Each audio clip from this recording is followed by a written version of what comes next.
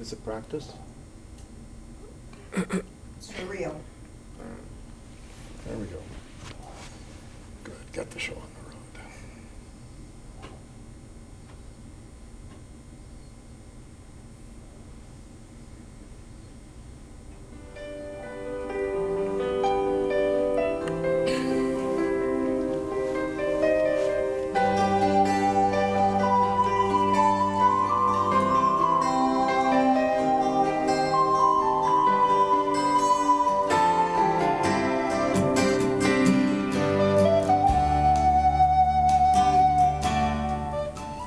Good afternoon, everybody. This is Arthur Aday with Art Talks, and we have something very spectacular for you today. We're going to give you some information about what's happening in this world above us. Do you know that there's poisons being thrown upon us every day? Our skies are full of them. They used to be blue, and now they're tic-tac-toe. And you know what? We got solutions. And we got a lot of people watching. They're going to tell you some stuff today. I'd like to introduce you to De Leon, who is my co-host today. He's going to be doing some spectacular questioning. Right? I'm here to ask the questions. I'm De Leon. Thank you, Arthur, for inviting me today. We have our guest, Dane. Give a little about yourself. My name is Dane Wigington. Thank you for having me here. Have a background. You want me to carry on into 10 minutes? I've been an observer of apparent weather modifications in our skies, then done a lot of research to verify their existence. We have Francis. Give us a little bit about yourself. Held several degrees, forestry, biology, zoology. Retired scientist, professor. Spent a lot of time working for Uncle Sam. And I've been watching the skies myself and noticed some strange things. I have many concerns about the ecology and the future economy of our North State as a result of what's coming down on us right now. Where are we at? Oh, we're over here. Do you forget? You start talking, and all of a sudden you can't remember what it is that you're talking about? That could be aluminum. Dementia. Have you ever been around people who can't remember who you are or who they are? With the types of aluminum that is in our sky coming down into our ground, a lot of people are going to be doing that. And that's not going to be fun, because you're going to be having to be your brother's keeper and your sister's keeper. A lot of bad things are happening. But we have solutions. I want to show you this foot bath over here. This actually will take out heavy metals from your body.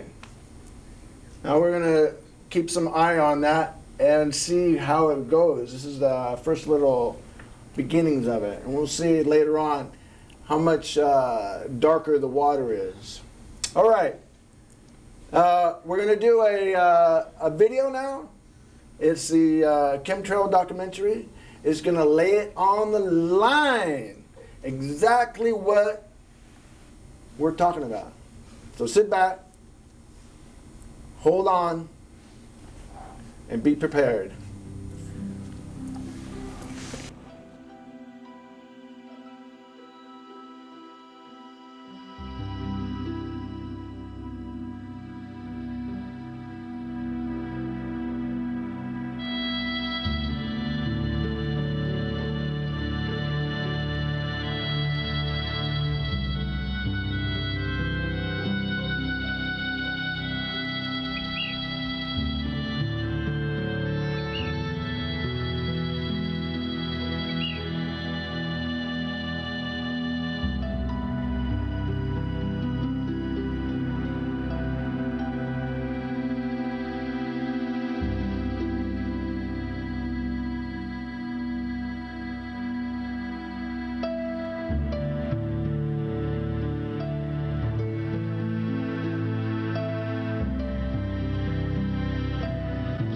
remember the world that you are now seeing, for this natural world is in jeopardy. And even if you are willing to help put an end to what you are about to see, you may never be able to see the world in the same way again. In the early part of 1999, an immense operation began, an operation using aircraft that many of us will find difficult to accept. This operation involves a dispersal of massive amounts of fine materials into the atmosphere, and the implications of these actions are grave and far-reaching, and they strain the limits of understanding. There will be counterclaims to the evidence that is presented within this film, and you will be told that all is normal and as it should be. You will be told that there is nothing to be concerned about, and that all is as it has always been. Your eyewitness accounts will be dismissed as unreliable. This dismissal by acclaimed authorities and officials will be in direct contradiction to fundamental physical principles and your own common sense, but you will encounter it nonetheless. This dismissal now spans a time period of more than 5 years, and it accompanies a grassroots awareness that has been reached by millions of concerned and engaged citizens. From this point on, I urge you to use your own mind to reach your own conclusions on the truth of the matter.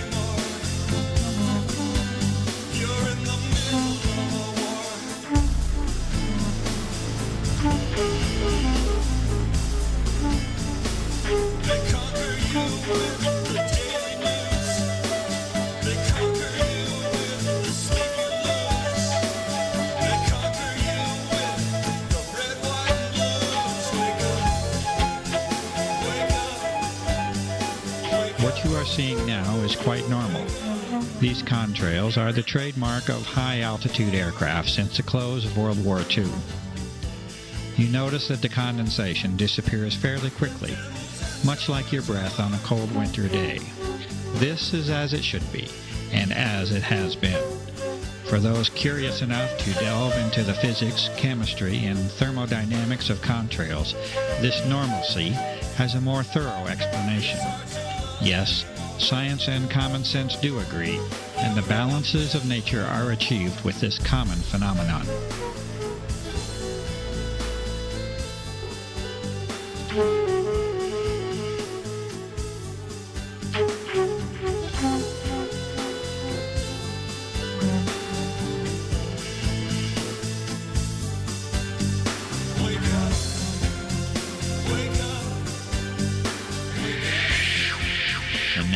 Take a different turn, a turn to explore an unusual world that now surrounds us, and yet a world that many of us remain unaware of.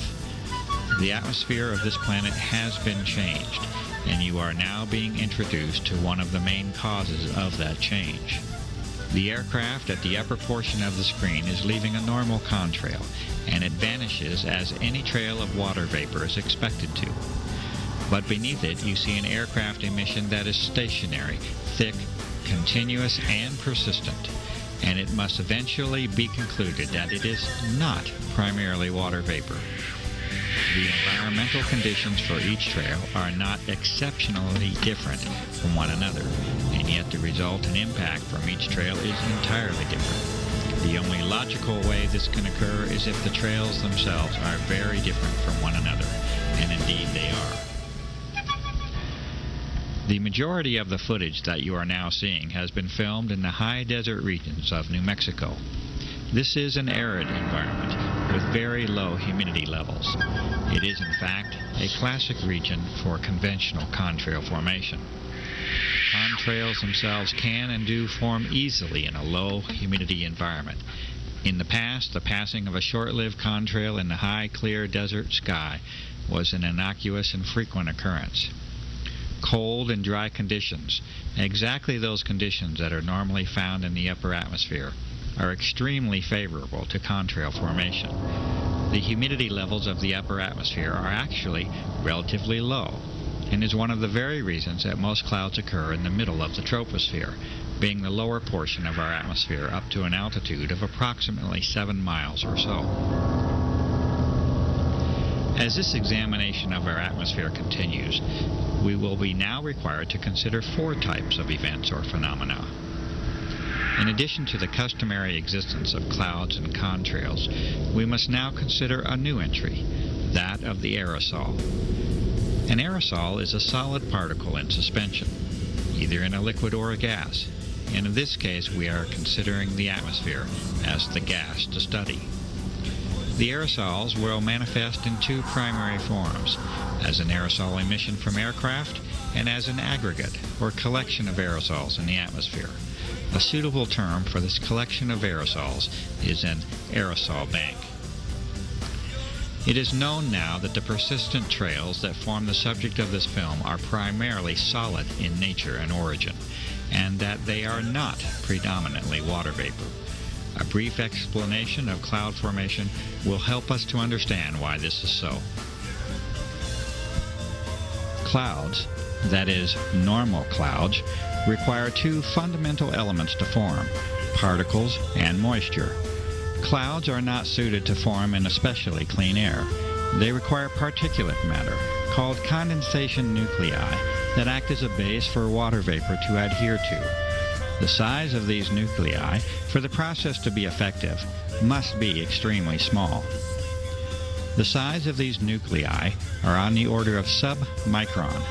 For comparison, a human hair is 60 to 100 microns thick, and an asbestos fiber is a couple of microns in thickness. The other essential component for normal clouds to form is a minimum level of humidity. From numerous sources, this minimum is on the order of 70% relative humidity. Notice that the requirements for cloud formation and contrail formation are already entirely different from one another. This is because they are entirely different phenomena based upon entirely different physical principles. Contrails can and should form readily in clean, cold, and dry air. Normal clouds, on the other hand, require higher moisture levels and a particulate or aerosol base from which to develop. The radical transformation of our sky as a direct result of aircraft activity now forces us to address an entirely new set of conditions. Aircraft are now repeatedly dispersing materials into the upper atmosphere at flight altitude, roughly from 35,000 to 40,000 feet. These materials expand rather than evaporate, and they usually transform into an unsightful haze that over the recent years has decreased our general visibility down to ground levels. One of the remarkable facts is that this commonly now occurs at very low levels of relative humidity, on the order of 30 to 40%, instead of the 70% or greater that is associated with cloud formation. And so we know now that these are not clouds in any conventional sense. They are indeed a unique and artificial creation that now crosses new thresholds in the atmospheric and geophysical sciences. There is one way that such a transformation can be made, and that is with the introduction of vast quantities of an extremely small, water-loving metallic salt at flight altitude.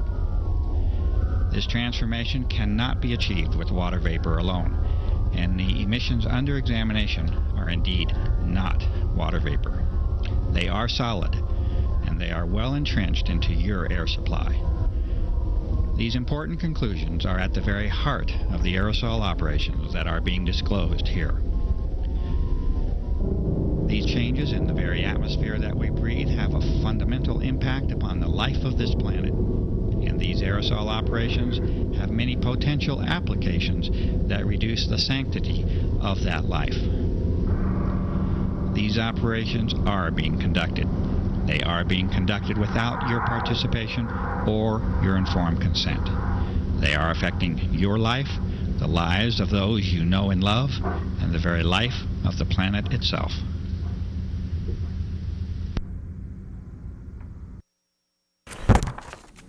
Wow! Can you imagine what they're doing to us? Woo! And it's been there for 10, 15 years. I know in '97 I had my hair tested, and I had loads of aluminum and lead in there. What's going on? Dane, tell me, what's going on? I can tell you this, after having a home being fully off-grid and initially coming to Shasta County, hoping for cleaner air, and increasingly since 2001 having more and more of my solar uptake reduced 10, 20, 30, sometimes 40 or 50%, strictly from whatever was being emitted from the aircraft on various days, very intermittent days with no logical consistency. I began to study this issue, and I found a term called geoengineering.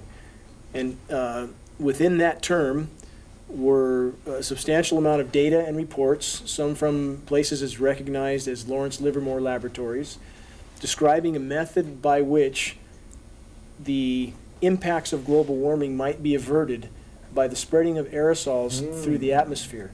And even the proponents of these projects, like Ken Caldera from Lawrence Livermore Laboratories, state the damage that they will do to the upper layers of the atmosphere. Right. And again, after really with a cover article home, off-grid, huge solar system, eventually not being able to meet our power needs with that system due to the increased days of this solar obscuration, which is a term that is frequently used with this program. Where they're just covering up the sun. Correct. In fact, you had the head of the U.S. Department of Energy state in '99 on the record that it would be cheaper to spread tens of millions of tons of fine particulates around the atmosphere to curtail 1% of the sun's UV. It would be cheaper to do this than to curtail our use of fossil fuel. Well, I mean, I don't know cheaper for who, but certainly not for the environment. Not from the environment. Now, tell me what's in this matter that is being rained upon us. I can tell you after discovering a number of patents. One appears to be a primary patent assigned to Hughes Aircraft in 1991 called stratospheric Wells box seating for reduction of global warming. Well, that's a big word. It's a big word. Within this patent, they describe exactly the sort of lasting, lingering trails that form artificial stratocirrus clouds. The patent describes exactly what we see, and I begin to test precipitation samples and air samples and came up with the exact primary ingredients described in this patent. And you took soil and water and snow. We've taken a few soil samples, but those are very undefinitive. I mean, the precipitation samples are much more isolated material, and we also took to try to determine what the cumulative effect might be of this constant bombardment. With a lined pond that is a fish-safe liner, no chemical or metallic particles. After a year and a half accumulation, this pond had water from two sources, precipitation and a well that has been tested and retested with no detectable aluminum. After a year and a half's accumulation in this pond, in a very filtered area of forest where there's no highways or dust, we had 375 times the EPA's maximum contaminant level for aluminum built up in this pond after only a year and a half accumulation. Whoa. And 375 times the maximum contaminant level, people might think that's 375 times normal. That's not the case. The range of normal, this would be literally thousands and thousands of times what might be recognized as normal. It's 375 times the maximum contaminant level, which is really off the charts. So Yes. we're not talking about marine haze or crop dusting or anything of that nature. We're talking about a specific chemical that's being distributed.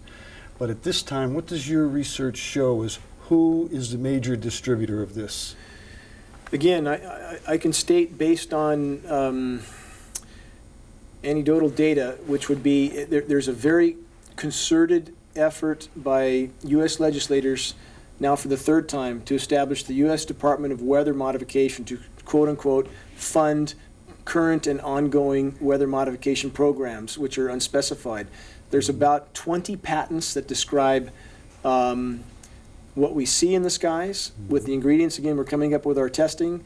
There's patents that describe the disbursement mechanisms for this material. And based on, again, having a very concerted attempt to establish these departments of weather modification, it would seem that there is certainly our government as well as others, and these programs appear to be going on in all the NATO countries. You have testing and outcry from many environmental voices in all the NATO countries, as well as some of the contiguous countries that seem unable to stop this program from happening over their airspace as well. Do you find patterns, as far as established patterns, where they create the patterns over certain geographical areas as opposed to others? Or have you been able to find any kind of a permanent grid that's been established for this to take place in? Or is it in such a initial introductory state that it's kind of hard to define exactly what they're doing, except that they're just getting underway with this thing? I guess I'm looking for a little more definition as where and how can we recognize this from us, our position here in Mount Shasta? What can we see? How do we know it? Observation has yielded what appear to be certain recipes for this, and you have, it seems to go very strongly with incoming fronts. It's when you see the majority of spraying. Right. It appears to be done in conjunction with the jet stream, which would logically make sense. That would carry the particulates further over the continental U.S. If one is trying, the simple excuse you hear from governmental agencies that this is just increased air traffic, it's due to just variances in humidity. I mean, and this doesn't really hold water if one uses simple logic. One, if it is simply a matter of atmospheric humidity, if at the same time one sees a trail from horizon to horizon, and if one is able to observe with a little bit of care, there are aircraft at the same time flying, leaving virtually no trail at approximately the same altitude. We see almost never any trails at night. Planes can be seen flying at night, but there are no trails. This would make sense if this is an atmospheric program. They would not disperse these particulates at night to possibly let radiant heat return in the evening hours. And again, if this was a naturally occurring phenomenon, logically, at night, the trails would be much more pronounced because humidities are higher and temperatures are cooler at night. And we simply do not see them here at night. So again, and atmospherically, with conditions that are very similar, when one sees grid patterns in the sky on one day and possibly a day later, nothing from horizon to horizon, at that point, I think it should be at least a big question in people's minds as to, why is that so? So at this point, if we really wanted to become observers, knowledgeable observers, the thing to do would be to try to look for these established patterns as you're describing them. And you're not going to be constant from what I'm hearing. They're going to be sporadic, related to the weather that passes over us. They're Is that very correct? intermittent. Okay. And again, aside from the debate on the reality of these geoengineering programs, which again, the data is very, very substantial that these programs do exist. But an inarguable fact is that there is a tremendous amount of heavy metal coming from somewhere. Our lab tests have been about 40 tests now, every single one loaded with aluminum, barium, strontium, manganese. And these are, again, the ingredients described in these patents. What we are observing visually is what is described in these patents. And the inarguable point is that these metallic particles are absolutely there. They're coming from somewhere. The argument has been presented that these aerosols are floating from China. In fact, there's a large study that refutes that although aerosols do float over from China, pollutants do float over, metallic particles are not amongst them. So and if metallic particles were so easy to keep aloft, why would Hughes Aircraft need a patent that uses a polymer fiber that is described specifically for the purpose of trying to suspend these particles slightly longer. If they were so easy to keep airborne, I would doubt they would need a patent trying to keep them aloft longer. So it would seem that the only logical place that this quantity of particulates could come from, because we've taken air, dust, rain, snow tests, all of which yielded the same materials. So certainly it's impossible to argue that they are, in fact, increasing in quantity. Do you have a company, or do you have an organization of some kind that you were involved in, that you can tell us who you are as far as that goes? And as you sit here today, is there some way that you could maybe ask those who are here, or even our audience out there, what can we do? What can we, the average layperson, do to relate to you on an information level or a dissemination of this information?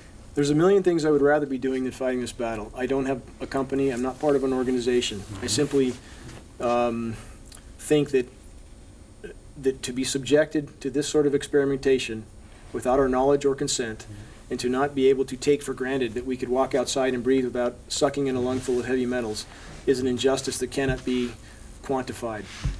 And on that note, I would say that of all the concerns that we could have in today's world, and there are many justifiable concerns, one must prioritize. And if your head's on fire, you don't worry about your stubbed toe. And until we can walk outside and breathe without absorbing heavy metals into our system and living in an environment that is increasingly being saturated with the same, that is and will be my priority. And I would hope other people would objectively look at this issue, get informed, and tell others. Because until there's enough grassroots knowledge of this system, there will be no hope in possibly putting it on the radar enough to eliminate these programs. Do you have any knowledge of our local and or regional elected officials taking any position on this at all, negative, positive, or otherwise? We have gotten this on the agenda in Shasta County air quality. I believe locally, some of the Siskiyou County residents can speak to this. It's on the agenda for the city council. Air quality in Shasta County is virtually trying to shirk this issue. They have now, for the second time, tried to ignore the request of the supervisors to put it on the agenda. We've had letters back from EPA that state, quote unquote, it is not considered harmful. The inhalation of aluminum and barium particulates is not considered harmful. And I don't think one has to be too knowledgeable to know that's not correct. Yeah, So I agree.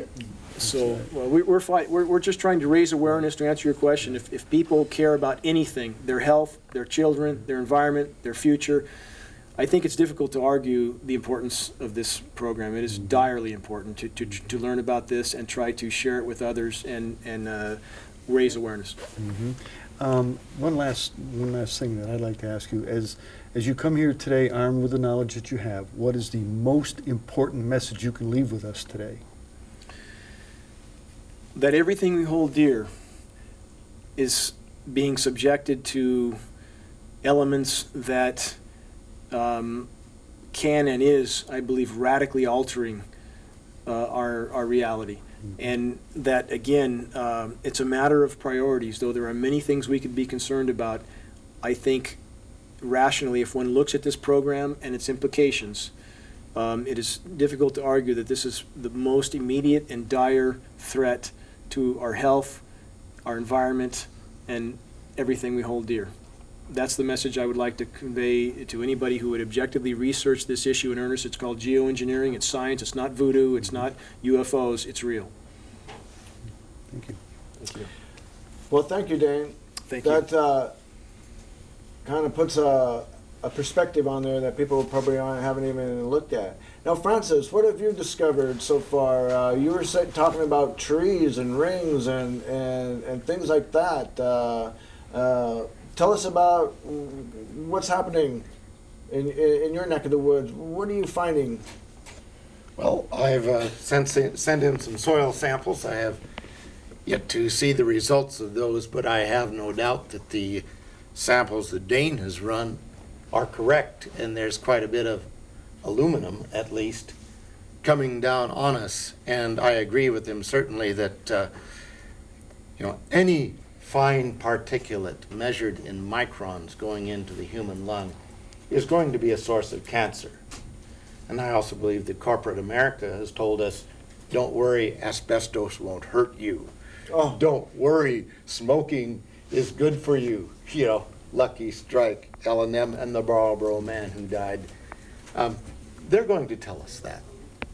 But the thing that I can speak to even more expertly, besides teaching human anatomy and physiology and knowing what particulate does to lungs, is to what the aluminum compound in particular is doing to our local ecology, and it has rather severe ramifications for our economy.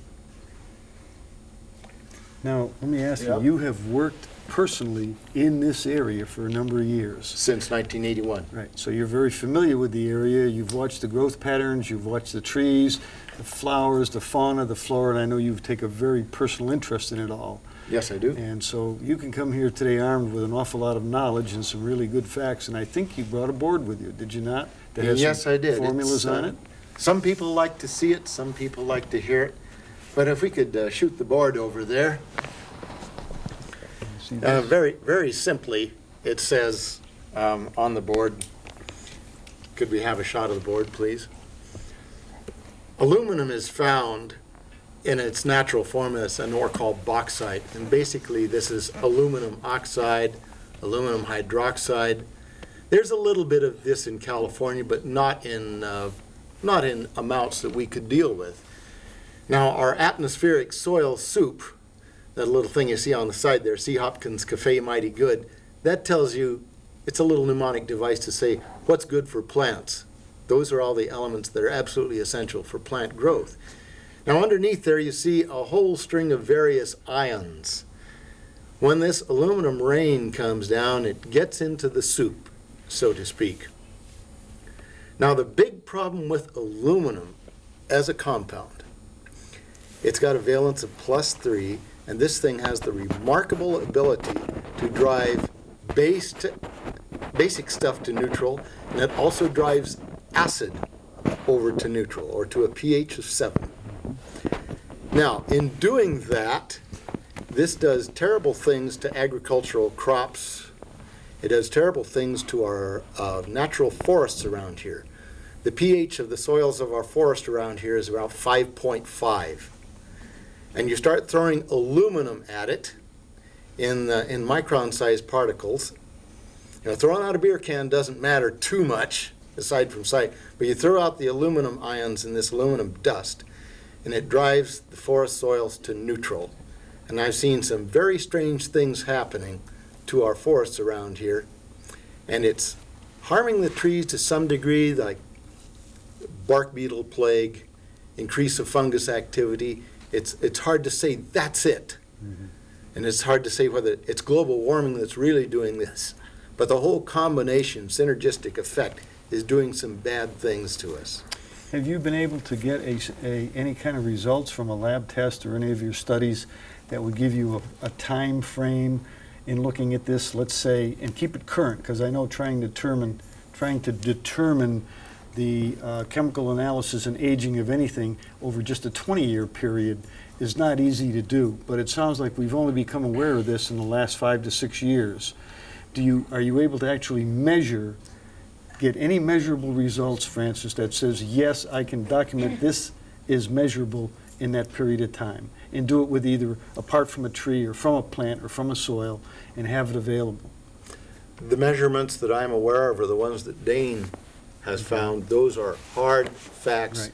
You Okay. can't lie with the facts. The present government administration has edited scientific facts rather severely, which I, as a scientist, object to quite a lot. And I think this is probably one of the most criminal things that's occurring lately, is the editing and changing of science. But there's something even more important that we should get to, and something that I have noticed slightly in my own gardens. But again, it's the big question of what that aluminum is going to do. It's a buffering compound. It drives things to neutral. Now you get our important agricultural crops in California. Now, we have things like rice, tomatoes, and maybe further north things like potatoes. These crops absolutely must grow in an acid soil. You start throwing this aluminum dust all over and all over everything, and you drive our whole system into neutrality, the tomato yield will go down. The rice will go down. What do you think that's going to do to food prices around here when you start driving the, I see a sign from the audience. Yes, they can see it already. The prices are going up. But yields are going to go down. We're going to have probably some kind of food shortage. And as I mentioned before, you take a forest soil pH of 5.5, drive that really hard into neutral, that's going to upset our local ecology in some unpredictable, unknown way. We don't know exactly what number we're going to get when we're done, but I can bet you with a lot of aluminum coming in, the pH will wind up close to 7. It buffers, it forces anything acid toward neutral, and it is one of the soil poisons, and it does that. And if you get nothing else from me, from what I've got to say, I'd say that it's going to severely damage the California agriculture, our logging jobs, our agricultural jobs. It's going to severely, severely hurt us in the end, and our economy is going to go bad because of aluminum rain. Thank you. Thank you very much. Okay, and Rose, you're up. What did you bring to us today? Well, my name is Rose Taylor, and I live in Siskiyou County. I connected with Dane, I'd say about a few months ago into April, and we were hearing that the Shasta County people were getting so many high readings of these toxic metals. And knowing that, well, I'll go back a little. I come from Sacramento Valley about 5 years ago, and we decided to move up into the Siskiyou County area because of the beautiful, pristine nature and the clear skies. And years ago, I had heard, it was late into the 1990s, I had heard of this chemtrail theory on late night radio. I wanted to discount it. I actually did. I pretty much just couldn't wrap my mind around the idea that our government would actually experiment on us with these toxic clouds. So when we moved up here, it changed because I have this beautiful sunroom that oftentimes I sleep in, and I notice on the eastern sky that we would wake up and see this beautiful blue sky. And as I'd sit there early in the morning, we could see one line after another of trails being laid down. And these trails didn't go away. I could see trails such as these, which I now know are probably aluminum oxide, and then I would see contrails. I could see jets going by that I'd seen all my life dissipating. But then as my morning eastern sky would continue, I would start to see more of the white opaque color, and pretty soon we would have pretty much a milky, dull white sky. And I could see this. I knew this wasn't normal. It wasn't natural. And so I became very interested.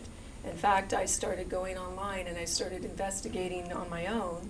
And then we connected with Dane, found out that he actually had hard evidence that what was coming from the sky, we were getting aluminum, barium, and strontium. So what I did and my partner, we took rainfall samples off our back deck. Just one night, we took a rainfall sample. We went up to Bunny Flats, took a snow sample, and had that tested because I wanted to see if we were getting similar readings. And what came back was we got 198 UGL for one day, one small rainfall in late May. And that's my understanding. It's about a fifth of the maximum contaminant level. And understanding that Dane would get 375,000 UGL. That's 375,000, or 375 times the maximum contaminant level. I think we all better take this very seriously.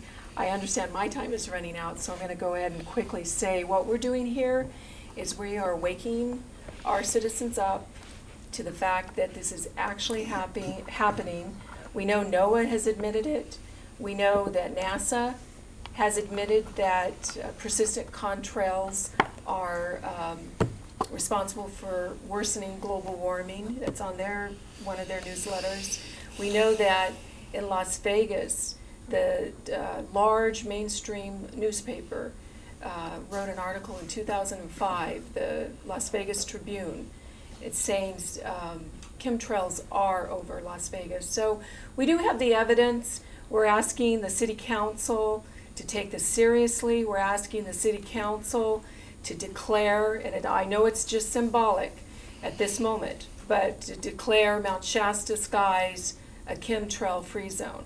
And we're also asking them to do their own tests because they're responsible officials for the citizens in this county and for Mount Shasta. And Rose? one last thing, can I mention? Okay. On July 28th at 6:30 at Mount Shasta City Council, they put us on the agenda.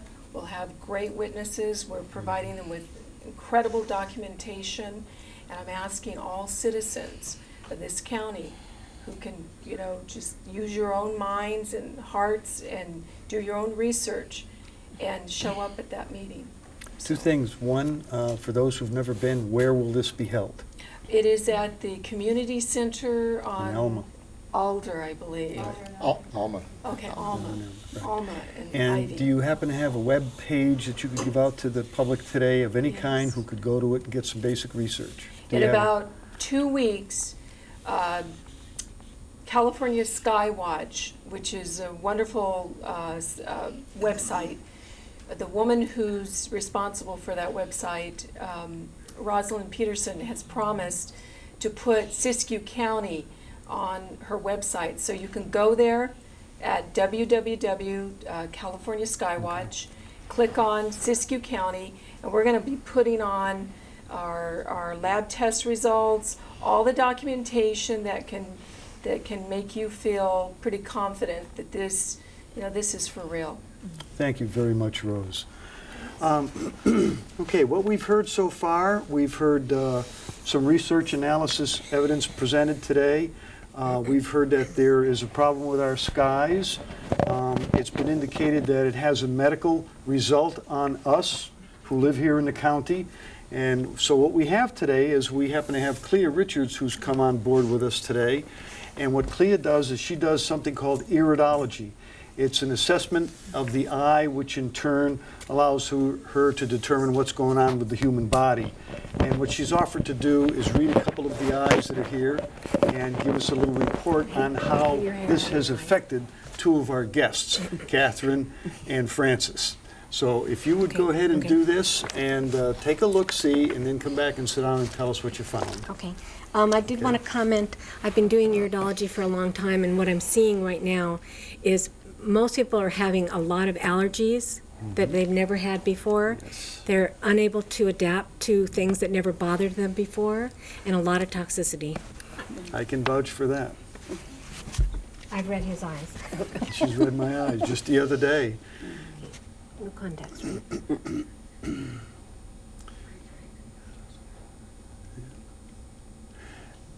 Okay. You're not real toxic.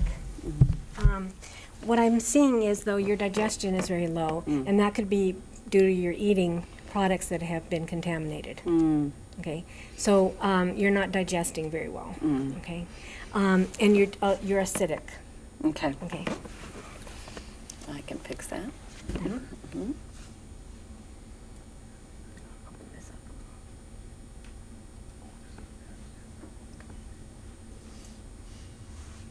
Okay, look to the right a little bit. Okay. Look straight ahead. Yeah, mainly it's affected your digestion. And my digestion has always been a challenge. So. I think it's obvious that whatever comes down from the sky, whatever we plant, is not immune to it. We could be fully organic in our garden, but if it's coming from up above, at some point it's going to have an effect on it. So even though we choose to be organic, even though we choose to take care of our products as much as we can, even as though we choose to go chemical free, it sounds like we're being invaded by something that we actually have no control over at this time. So what have you found with Francis? Yeah, Tell us in the toxicity. microphone there. Yes. But I eat out of an organic garden. Well, he has a very toxic colon. I'm sorry. Hard facts, folks. Okay, look straight ahead. Okay, the other thing I'm seeing a lot of, and I think it's because we cannot adapt anymore, is the adrenals are getting very fatigued. You have very fatigued adrenals.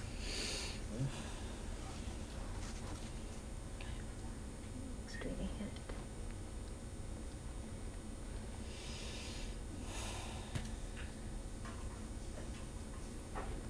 Okay. So basically,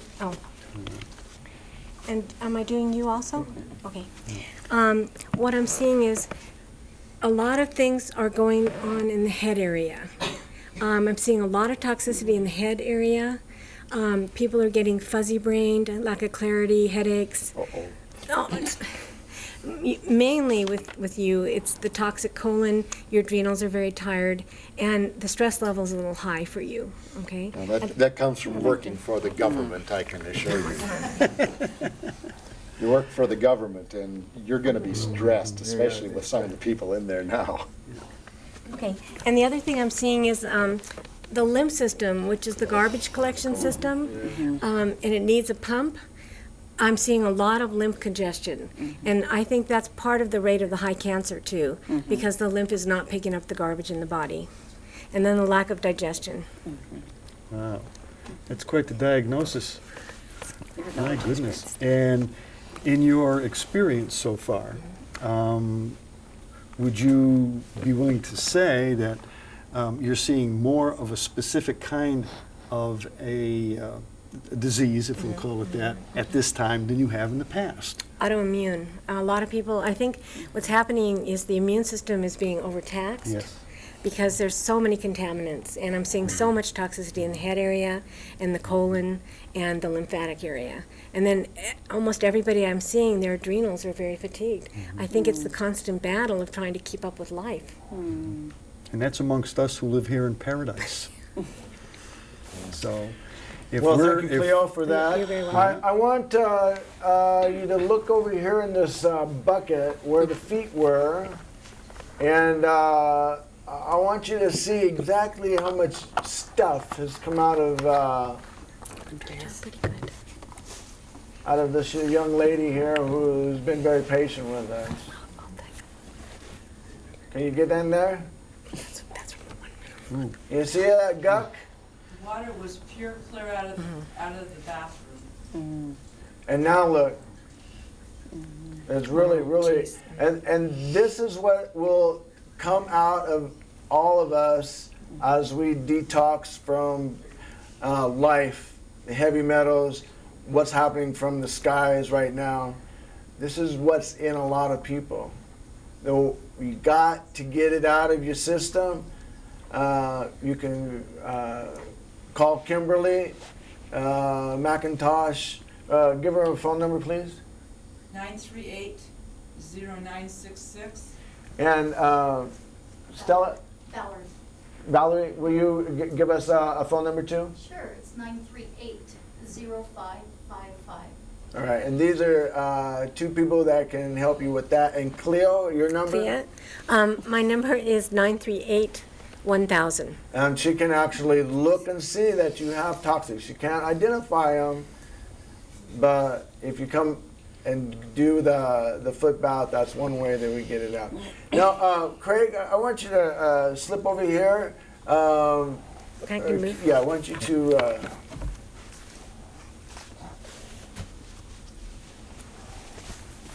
Now, Craig, you have a story just briefly give us some information about how your experience with the chemtrails.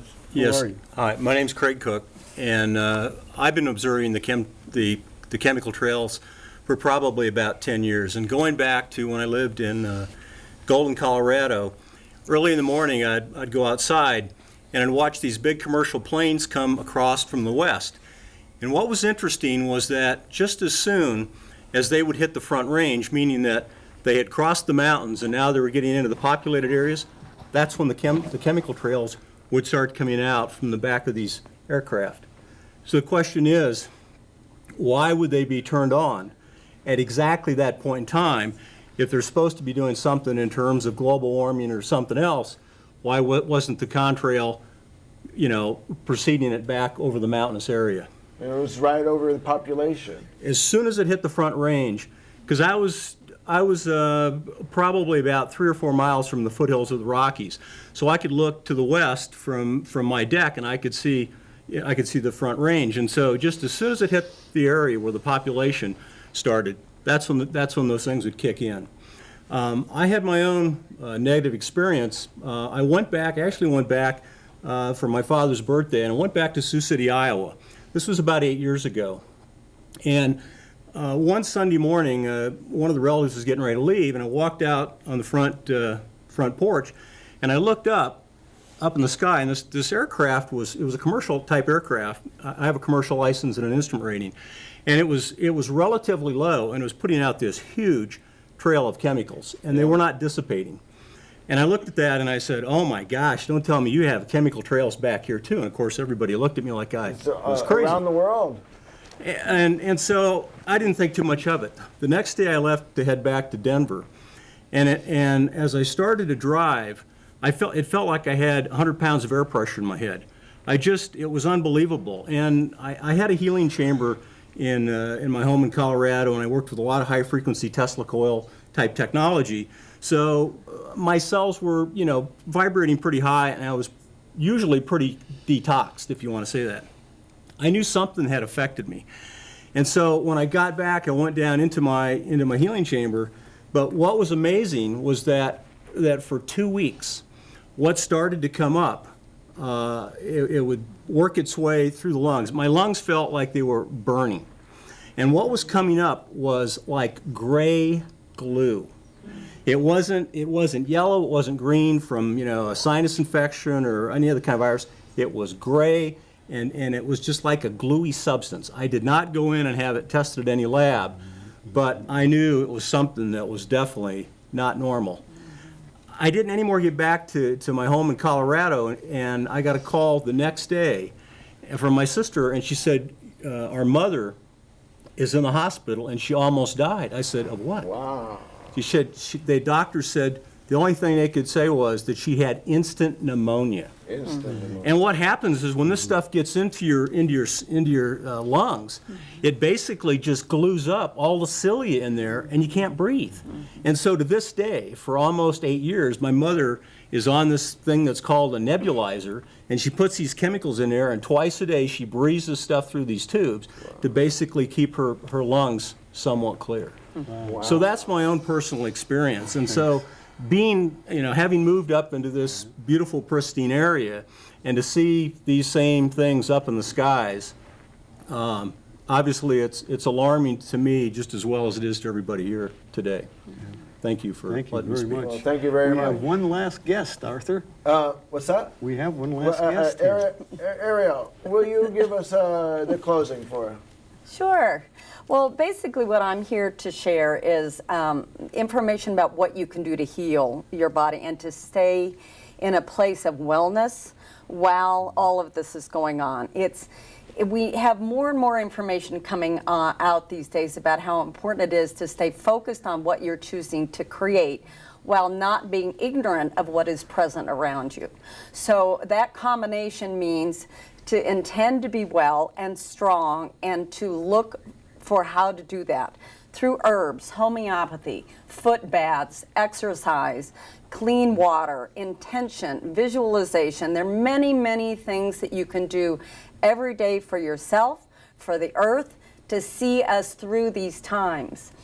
And at the same time, I think it's incredibly important for us to step into our power and demand that the Constitution of this country be brought back into its fullness of being, and to step forward and do that. It's our responsibility as a people to come forward and do that, not only for ourselves, but for the world. And so these are the different things. There are many, many different things I can share with you as far as different things you can take. One of them is the Flower Essence Society has an essence called the Yarrow Special Formula. It's available in most of the stores, the Herb Store, Berryvale, Mountain Song, and this takes uranium, radioactive elements, and a lot of heavy metals out of your body. So that's one. You can Google, get on the websites and Google heavy metal contamination toxicity. And you'll get just an enormous amount of things of how to cleanse your body. Tell us something about for the lungs. That seems to be the biggest problem. Okay, Is there any type of a clear lung? There's a couple of really great things that you can make. One of my favorite ones is a combination of horehound, which grows wild in many places here, the horehound herb, comfrey, Paudiarco. Paudiarco is a South American herb that helps move the lymph system. So comfrey, horehound, Paudiarco, licorice root is for the adrenal glands. And then dandelion root helps move the fluids through your kidneys, your bladder. So you make a tincture out of this is best. And if you need to know more about that, you can call me, email me, whatever. I do hold classes once in a while to show people how to do these things. But you can cook it up as a tea, whatever. Put some really good, strong honey in it once you take the herbs out. And you drink that, and it's an incredibly good lung tonic, and it also works on your other body parts to get that out. One of the other things, too, with the problems with our bodies becoming too acidic, lemon is one of the most alkaline of fruits available. Put lemon in your water, and it will help bring your body back to alkaline. Also, watch the coffee. Coffee is one of the biggest things that drives people into a state of acidity. So it's really important to watch that. But I will be putting out more information through Rose's email, on my website, different things of what people can do. The main thing that I wanted to share too is that years and years ago, when I was in college, I had the pleasure of taking an English class from a woman who had lived through the war. And she had us read a book called Ivan Denisovich, which was about a gentleman who was in the concentration camps. And she at that time said to us, who in this class is on some kind of physical program, is on some kind of physical fitness program? And what she said is people that are taking care of their bodies, staying in a state of balanced wellness, are the ones who are going to see the day when we come through these things. And so I highly, highly, highly recommend that we all take personal responsibility for our health and that of the planet, however you can. Well, thank you very much. I appreciate that. Thank you, everybody, for showing up. I hope you're educated now. I want you to take this to the community. This show will start showing probably Saturday. It'll be twice a day, evening, afternoon, and we're going to wrap it up. Think about it. Look in the skies. And let's hope they disappear tomorrow. They won't be there. We're not worried about lead paint anymore. That's right. Thank you.